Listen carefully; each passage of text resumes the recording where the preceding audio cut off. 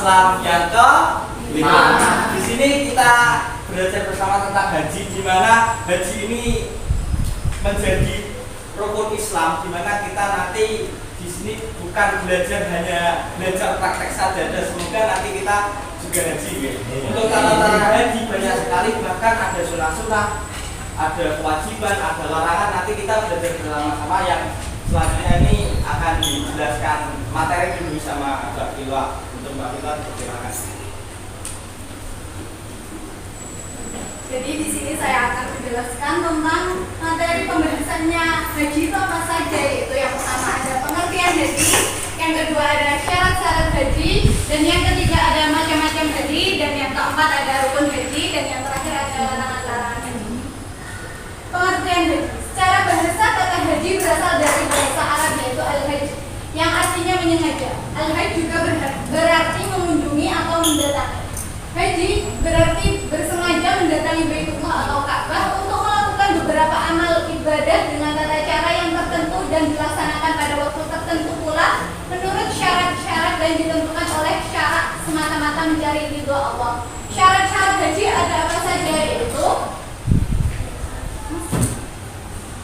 syarat-syarat haji yaitu yang pertama ada Islam, yang kedua merdeka, yang ketiga berakal, yang keempat sehat, yang kelima balik, dan yang keenam mampu.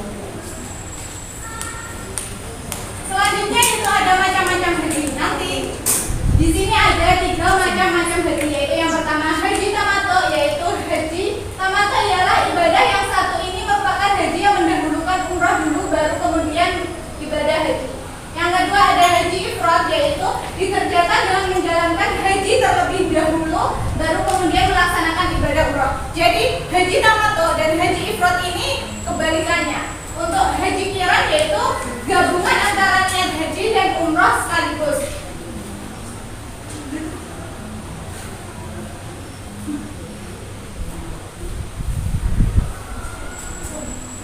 Jadi di sini nanti kita akan ngambilnya untuk haji tamattu, yaitu umrah dulu baru haji.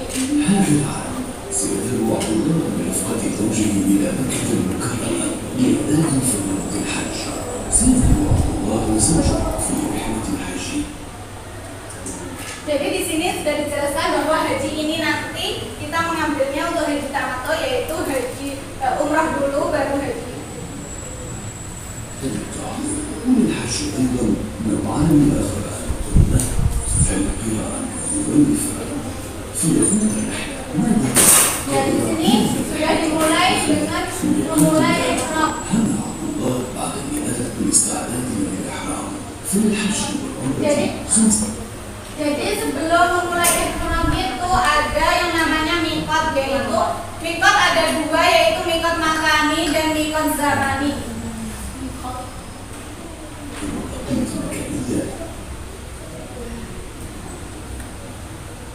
Jadi miqat ada 2, yaitu miqat zamani, ketentuan waktu untuk melaksanakan ibadah haji yang dimulai sejak 1 Syawal hingga terbit fajar di 10 Dzulhijjah. Itu miqat zamani. Yang kedua yaitu miqat makani. Miqat makani di sini ada 4, yaitu Dzulhulaifah atau Bir Ali, Yalamlam, Ornul Manazil, dan Al-Jufa.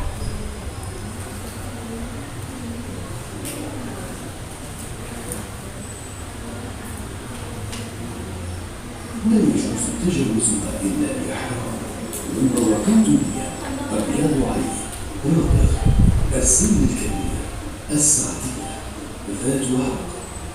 أما من كان مكانه أقرب إلى مكة بهذه المواقيت فميقاته هو مكانه. وعند الوصول للميقات يسمى الحج إزالة.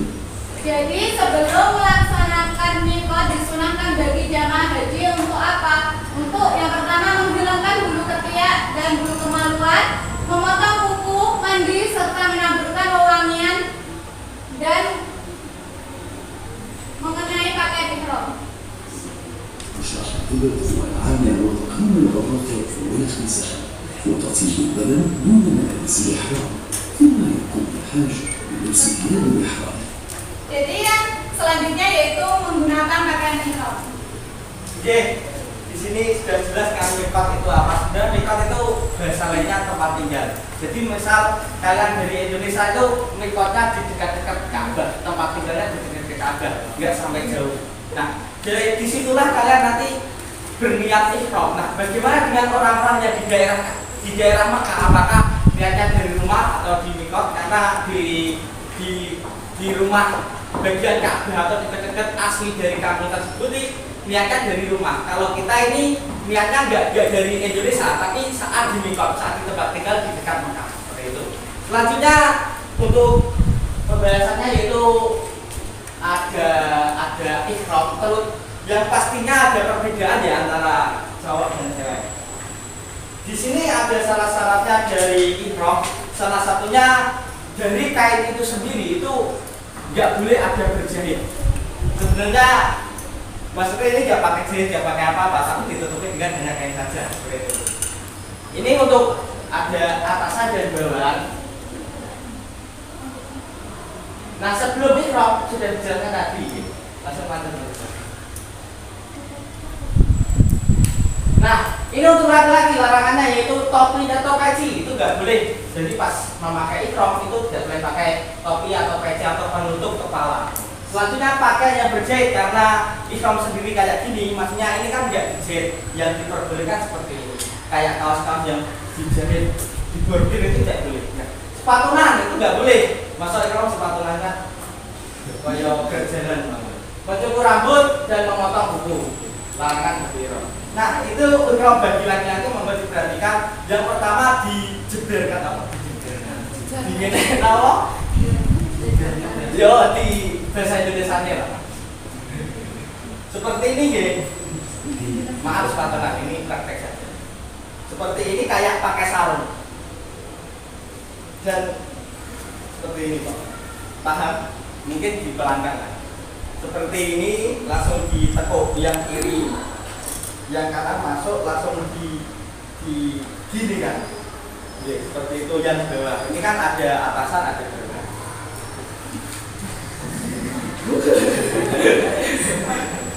Seharusnya kain ihram itu sesuai badan, maksudnya jangan terlalu berlebihan kainnya. Ini kan iya ya ada kecilian dan dan itu sebenarnya nggak boleh. Dan selanjutnya yang bagian atas ini yang pastinya didirikan dulu, langsung yang kiri itu dimasukkan ke sebelah sini, ke nek biasanya pakai itu loh sabuk atau tali di jalan sini diselempetno beda meter, langsung yang kanan itu ditaruh di pundak sini seperti ini.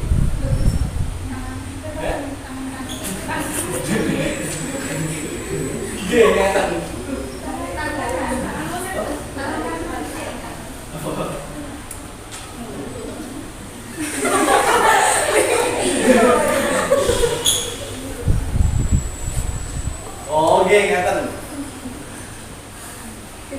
Ngaten nggih. Maaf ada salah dikit. Yang kiri itu dimasukkan ke sarungnya tadi. Nah, yang kanan ini diselempang ke pundak. Ngaten guys. Ngaten lah bagi ihram. Kalau perempuan langsung kayak satu kecil. Nggih tahu kan?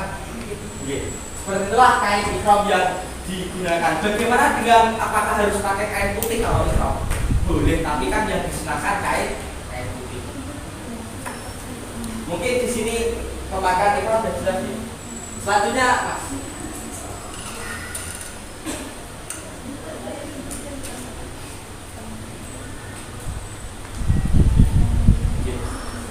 وإذا أريد يمنع الرجال أما المرأة فترتدي ملابسا عديدة على إيقاف الوجه والقفز.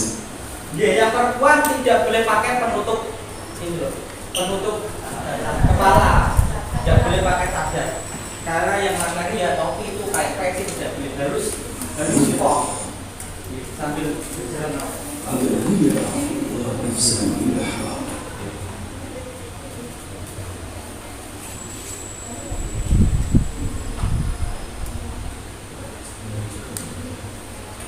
Untuk niat haji sendiri itu ada yang sudah dijelaskan tadi, ada haji ada macam-macamnya, ada 3. Yang pertama niat ifrad, yaitu nawaitu wa ahramtu bihi lillahi ta'ala labbaik Allahu bi hajati. Itu untuk haji ifrad. Nah, untuk haji tamattu itu ada, itu niatnya yaitu nawaitu umrata wa ahramtu bihi lillahi ta'ala labbaik Allahumma bi umrati. Itu haji tamattu. Nah, untuk haji qiran yaitu nawaitu hajja wa umrata wa ahramtu bihima lillahi ta'ala labbaik Allahumma bi hajjati wa umrati. Seperti itu niatnya.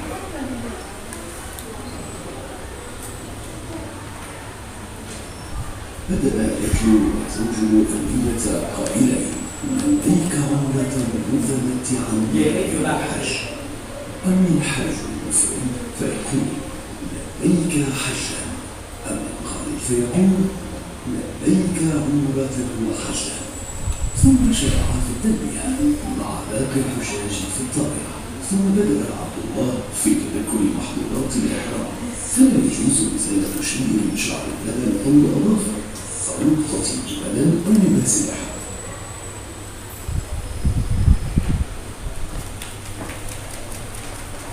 Nah, ini yang ihram tadi, yaitu sebelum memakai pakaian ihram itu badannya dikasih wangi-wangian, tapi jangan sampai kena dengan kain ihram. Gitu. Boleh disunahkan memakai wangi-wangian, tapi jangan sampai kena kainnya. Terus membersihkan yang pastinya kayak mandi itu ya sunnah, karena ihram nggak mandi nanti ngesakrokan sana itu. Terus kuku kayak dibersihkan, kayak kotoran-kotoran itu juga dibersihkan. Ada juga larangan saat ihram, yaitu dilarang beberapa kayak berhubungan, kayak ijab kabul itu juga nggak boleh di badan kambing itu. Selanjutnya, dan setelah berpakaian ataupun melaksanakan sunah-sunah sesuai dengan syarat, maka kita berniat haji yang hajinya tergantung itu haji tamattu atau haji yang lainnya tadi, langsung membacakan niat. أنظرت الرأس أو لبس المخيط مفصل على قدر الوضع أو الجماع المباشر بشكل عقد النكاح والخطبة أو التعاطي بالصيد البري بالقتل أو بالتنفيذ. وصلت الرحلة وتوجه لانتهاء الحرام حتى شرع في الطواف توقفا. Nah, ini masuk ke tawaf. Habis memakai ihram, kita langsung masuk ke tawaf. Di sini di tawaf sendiri itu kita mengucapkan kalimat talbiyah. Mungkin tidak asing dari teman-teman mengucapkan talbiyah, yaitu labbaik Allahumma labbaik. Selanjutnya gimana? Labbaik ya, seperti itu. Dan selanjutnya itu diucapkan ketika masuk Ka'bah, ketika tawaf. Selanjutnya وتوجه نحو ركن الحجر الأسود، فجعل عبد الله يذهب إلى تحت الطريق ليكشف عن التفت كما تقتضي سنته الاتباع. عندما وصلنا للحجر الأسود اكتفينا بمشاهدة التحرك بدون الصحابة. Ya, tawaf kan tahu kan ya, mengelilingi Ka'bah 7 kali. Itu dimulai dari Hajar Aswad. Nah, ini kok Hajar Aswad ini. Kita perumpamaan saja. Ini bayangan Ka'bah. Ketika masuk ke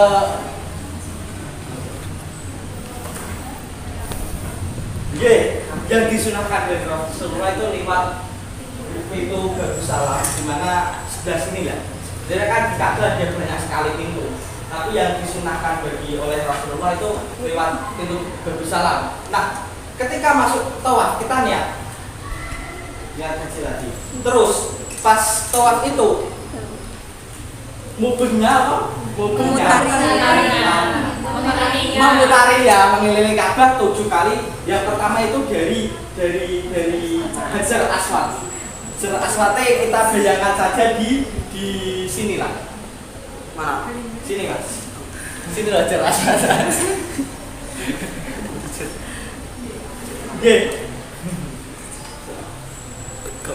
Nah, kita mengelilingi Hajar Aswad itu 7 kali. kali hingga kembalinya di Hajar Aswad. Contoh, ini mubeng terus, tapi sambil mengucapkan tadi labbaik Allahumma labbaik sampai 7 kali. Itu kita respect 7 gitu. Begitu itu selesai. Tapi setelah itu banyak sekali larangan-larangannya, salah satunya yang tadi disebutkan kayak apa? Ini harus memakai pakaian ihram, harus kan ada nih kan di sini di depan Ka'bah itu ada kayak ruangan ataupun tempat kosong. Tahu kan? Nah, itu harus pas agak jauh. Dan kan nek ketika kan lebih cepat. Jadi harusnya harus lebih ke belakangnya sedikit. Nah, itu sambil membacakan tilawah.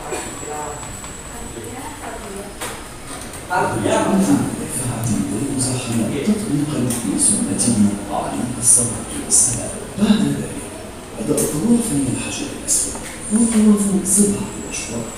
تنتهي أيضا عند الحجر الأسود. Nah, selain membaca tadi, tapi juga diselingi dengan beberapa doa dan zikir saat meninggal. Tapi nggak hanya membaca tadi apa? Talbiyah, tapi dengan doa dan berzikir juga.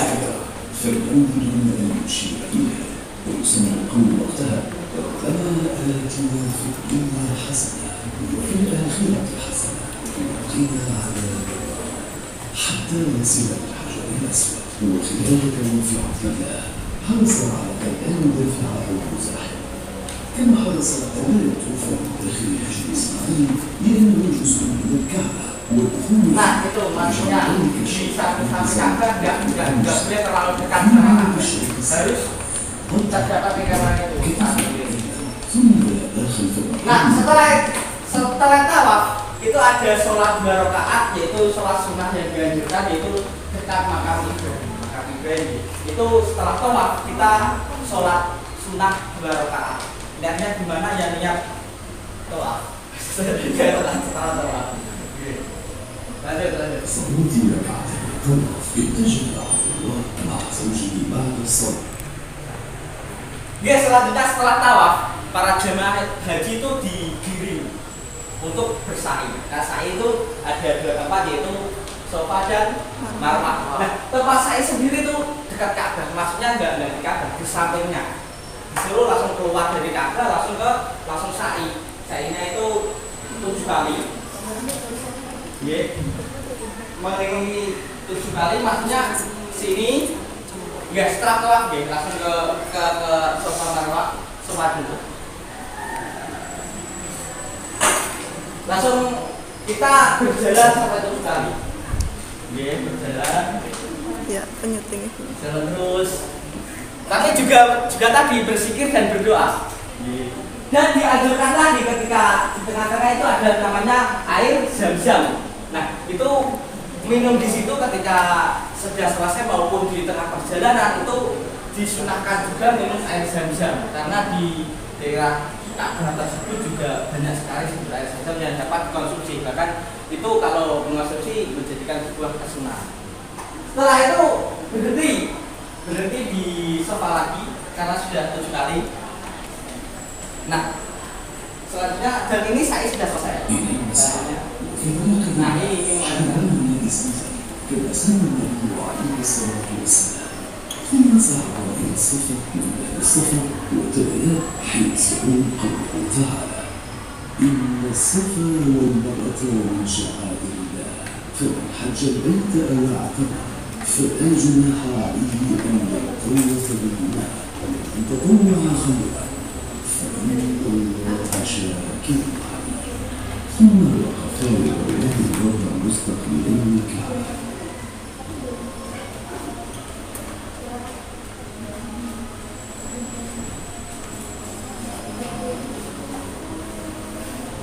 ثم بدأ في النزول من الصفا والاتجاه نحو المروة مشيا مستكبرين وداعيين الله بما تيسر لهما حتى إذا بلغ المروة كرر الذكر عن الصفا دون قراءة الآية لكن قد تم شوطا من فصل 7 أشواط ثم عاد مرة أخرى للصفا بالكيفية نفسها وهكذا حتى الشوط 7 فصعد على المروة دون قول أي شيء، وبهذا أتى الناس على العلماء. بعد الساعة قال Saya pisah, ini ada yang namanya tahalul. Tahalul yaitu pemotongan rambut. Jadi untuk bagi laki-laki itu memotongnya semuanya atau dalam artiannya botak. Mungkin kita sering lihat bahwa kalau setelah haji itu orang-orang pada gundul. Itu bagi laki-laki emang dipotong semuanya dari kepala. Nah, untuk perempuan itu hanya sedikit saja yang dipotong. Untuk hak tahalul, yaitu pemotongan rambut. بقص شعر رأسه. أما الزوجة فقد قامت بقصها مقداره رأس الإصبع من جنوب أرواح شعرها، وبذلك تخللا من الإحرام وهو في مكة حتى يوم الثاني من ذي الحجة. أما الحج المفرد والقارن فلا يتحللان من الإحرام بل يأتيان في مكة بإحرام حتى يوم الثاني من ذي الحجة. وفي الثاني من ذي الحجة وهو المعروف بيوم التربية وهو أول أيام الحج أحرم عبد الله وزوجه مرة أخرى من مكة وتوجها إلى منى قبل الظهر وصلى. Untuk selanjutnya akan dijelaskan lagi oleh Pak. Jadi untuk selanjutnya setelah rangkaian dari saat tahalul ini ada berangkat menuju Mina. Misal di sini ada Mina. Di sini sebelum ke Mina pada waktu zuhur di Mina mereka melakukan sholat zuhur 2 rakaat secara qashar dibedakan menjadi 2 rakaat, kemudian sholat asar juga secara qashar pada waktunya. Demikian juga sholat maghrib dan isya dilakukan masing-masing waktunya, tetapi pada sholat isya dilakukan secara qashar selanjutnya.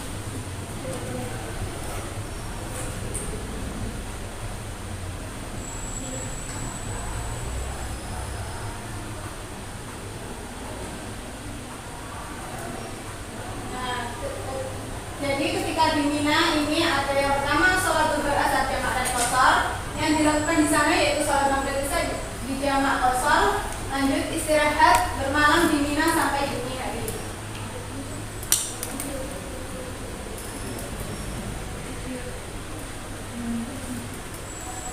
فيها الظهر قصرا ركعتين.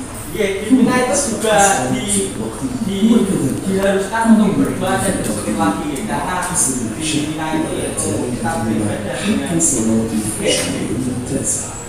بعد صلاة الفجر سرنا إلى عرفات للوقوف، وعرفات كلها موقف، وأفضلها موقف رسول الله صلى الله عليه وسلم. Jadi selanjutnya setelah di Mina yaitu melanjutkan ke Padang Arafah. Anggap saja di sini adalah Padang Arafah yaitu tempat untuk wukuf. Tempat yang paling utama adalah tempat wukufnya Rasulullah yaitu lokasi bebatuan besar di bawah Jabal atau Gunung Rahmat.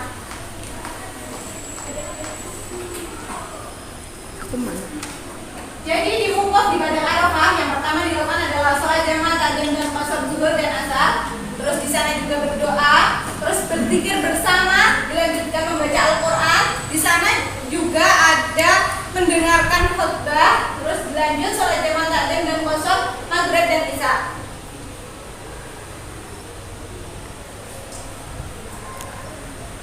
والله عليه وسلم على الصخرات الكبار أسفل جبل الرحمة، ولكن زحام هذا اليوم المشهور أعاق وصوله. Jadi di sana tidak diperbolehkan untuk mendorong atau berdesakan ketika melakukan ثم wukuf. استطاع الخطوط النام في عرفات، ثم صلى الظهر والعصر قصرا وجمعا، وخلال اليوم ومن شربين بالدعاء Sepanjang hari ketika di wukuf itu mengajarkan tasbih, tahmid, istighfar.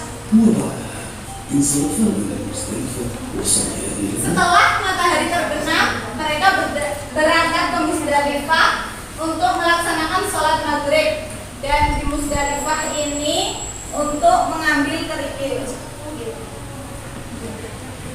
Jadi di sini untuk mengambil kerikil yang digunakan untuk melempar jumroh. Jadi di sini di Muzdalifah ini tempatnya untuk mengambil kerikil yang mana nantinya digunakan untuk melempar jumroh. والعشاء قصرا وجمعا، وأتى فيها حتى صلاة الفجر وبعد Jadi bermalam di Musdalifah ini hingga sholat subuh pada esok harinya. Jadi yang namanya di Musdalifah itu bermalam. Kemudian mereka bergerak lagi menuju ke Mina, yang mana di situ hanya melemparkan untuk jumrah Aqabah saja. Jadi melemparnya itu hanya Aqabah saja, tidak ula wusta. Yang satu ini berarti dilemparkan ini.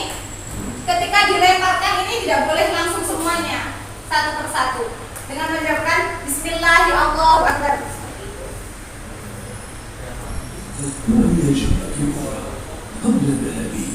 Nah, di sini melemparnya 7 kali dan tidak boleh langsung semuanya.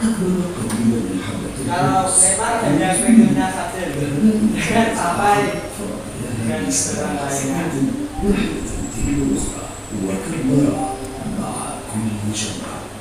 بعد الجمرات قانون ذبح الهدي وهو ذبح واجب على الحاج المطلق. Jadi ketika melaksanakan haji tamattu dan qiran ini, selepas melontar jumrah mereka melakukan penyembelihan hewan haji, yaitu sembelihan wajib bagi setiap jamaah haji ketika melakukan haji tamattu atau haji qiran, kecuali haji ifrad itu tidak menyembelih hewan. والقائل فقط ثم قنع الله وزوجه بالحلق Selanjutnya yaitu mencukur habis rambutnya tahallul ثم tadi. عاد إلى مكة وطاف بالكعبة 17 Selanjutnya yaitu dilanjutkan untuk tawaf ifadah, tawaf lagi ثم صلى banyak 7 kali dan kemudian melakukan sa'i lagi seperti yang dijelaskan tadi di awal. كان قد سعيا بعد طواف القدوم فلا سعي عليهما بعد اليوم العاشر عاد عبد الله Tawaf ini yang dimaksud itu tawaf perpisahan atau yang akan meninggalkan Ka'bah, kita harus tawaf dulu. Tawafnya apakah sama dengan yang pertama? Sama, tapi kan ini sebenarnya tawaf perpisahan karena tadi yang pertama itu tawaf pertama. Ini saat aja juga tawaf perpisahan sama perjalanan. Habis. Mohon maaf ya, ini bukan tawaf perpisahan, ini masih tawaf ifrad. Ya, maksudnya tawaf yang kedua karena ini kan melakukan umrah dan haji. Ya, umrah dulu baru haji. Jadi pelaksanaannya untuk tawaf sa'i itu seperti diulang-ulang. Sebenarnya nggak diulang-ulang, cuma kita melakukannya seperti 2 kali karena kita melakukan umrah dulu. Jadi melaksanakan hal-hal yang harus rukun yang dilaksanakan pada waktu umrah dan rukun yang dilaksanakan pada waktu haji. Dan yang ini, yang kedua ini kita melaksanakan yang rukun pada waktu haji karena yang pertama tadi itu melakukan pada waktu umrah. Selanjutnya Seperti itu. ya. Jadi yang ini yaitu pelontaran dimulai dari jumrah ini sudah memasuki terminal lagi karena di sini akan melemparkan 3 jumrah tadi. Yang pertama yaitu ada ula, wusta dan Aqabah, yang mana masing-masing ini kita melemparkannya 7 kali dan harus satu-satu seperti ini. Dan itu pada tanggal 11, 12, 13 Dzulhijjah itu masing-masing pada tanggal 11 kita melemparkan untuk ula ini 7 kali, wusta juga 7 kali dan Aqabah juga 7 kali. Begitu untuk tanggal 12 juga 7 kali dan 7 kali. Untuk tanggal 13 juga begitu. Masing-masing 7 kali semuanya. تجربة سورة وقفنا جملة صبوح صلاة مثل جمرة العقبة بعدها قام باستقبال القبلة Setelah melempar jumrah yaitu berdoa. بالكيفية المسلمة ثم انتهاء بجمرة العقبة. Karena yang terakhir على ditutup انتهاء dengan مناسك أيام jumrah التشريق Aqabah. كان عبد الله وزوجه قد أكملا مناسك حجهما.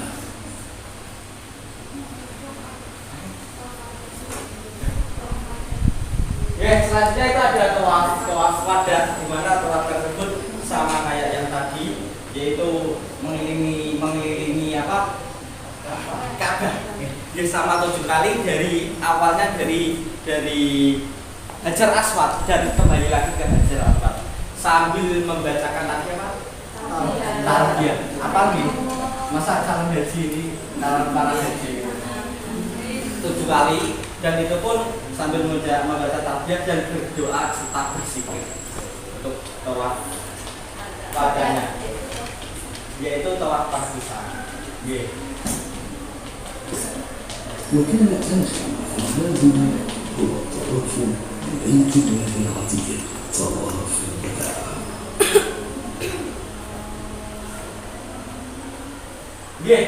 Seperti itulah tata cara haji yang bisa kami sampaikan, dan kita di sini juga bersama-sama, dan saya sampaikan tadi kita di sini semoga nggak belajar toh, tapi kita juga haji. Bukan hanya sebuah teori, tapi juga langsung di sana, seperti itu. Mungkin untuk selanjutnya itu kita evaluasi sedikit, yaitu tentang pembahasan tadi. Mungkin ada yang kurang paham atau tidak dimengerti atau masih bingung, mungkin bisa dibaca lagi, nanti dikirimkan PPT. PPT-nya bisa dikirim ke saya. Untuk selanjutnya mungkin saya akan saya akan memberikan beberapa pertanyaan untuk mengulas kembali apa yang telah kami berikan, yaitu tentang haji ini. Mungkin di sini akan ada sudah Pak.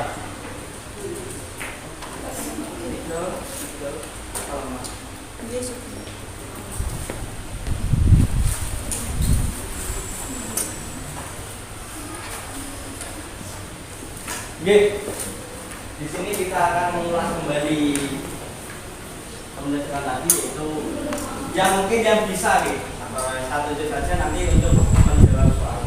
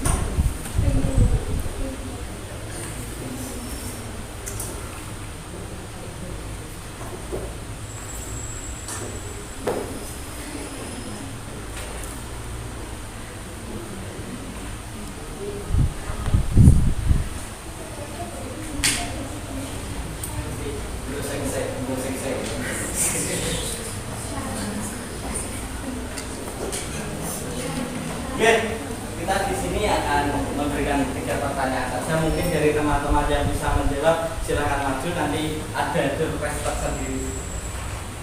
Mas Bila, monggo. Enggak apa, nomor satu.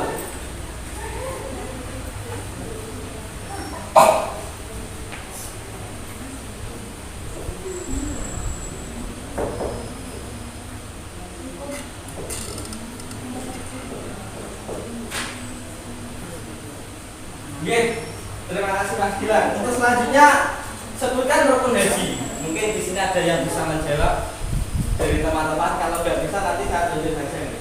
Mbak. Mbak Karis, monggo. Enggak, rukun haji. Monggo. Untuk rukun haji. Tujuh mawon ya. Mas. Oke, rukun haji ya.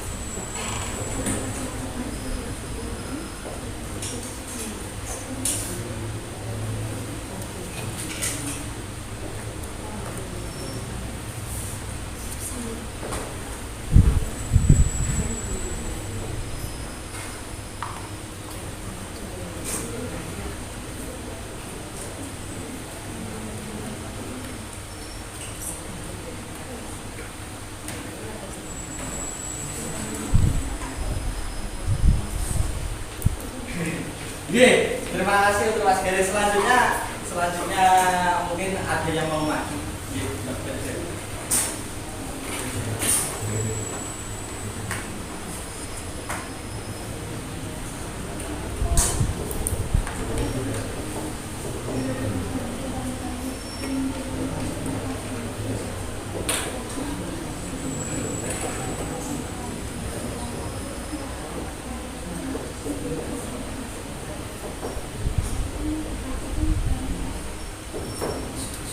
Ya, terima kasih untuk teman-teman yang berpartisipasi dimana ada tiga soal yang kami ajukan. Ini yang pertama, berapa banyak batu yang dilempar saat Pak Jumroh? Ini dari Mas Brak, setuju. Nah, ini jawaban yang tepat sekali. Untuk selanjutnya, sebutkan rukun haji. Ini dari rukun haji sendiri ada 6 rukun haji yang harus diikuti. Yaitu yang pertama ada ihram, yaitu mabit di Musdalifah, ada wukuf, ada sa'i, ada tawaf, ada tahallul. Ini juga betul.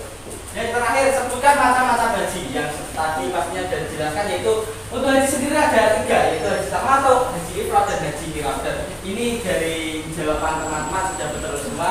Mari kita kasih aplaus.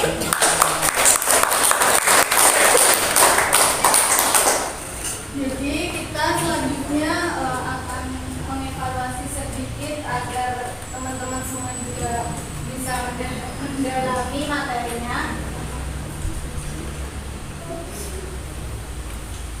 Jadi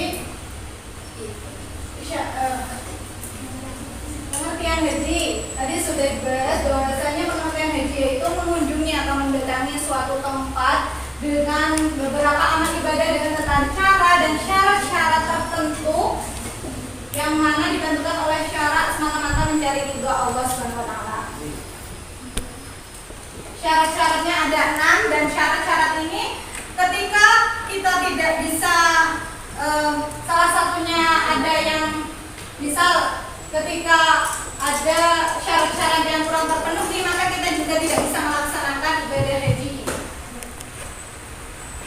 Yang ketiga macam-macamnya yaitu ada 3, tamattu, qiran, dan ifrad. Yang kita lakukan tadi yang dilihatkan tadi yaitu haji tamattu. Berarti tadi yang awalnya kita melaksanakan ibadah umrah dilanjut dengan ibadah haji.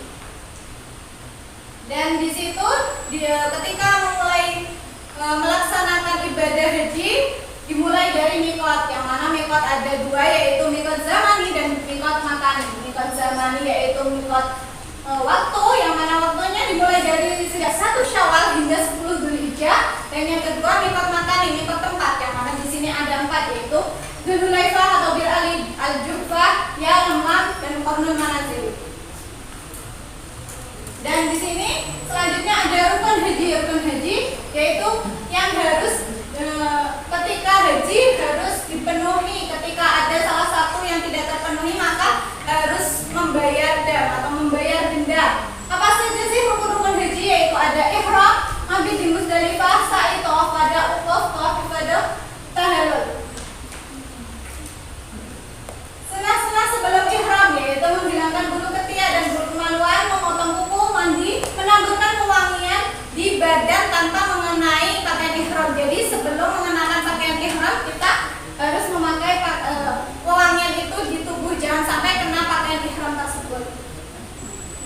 Oke, sampun deh.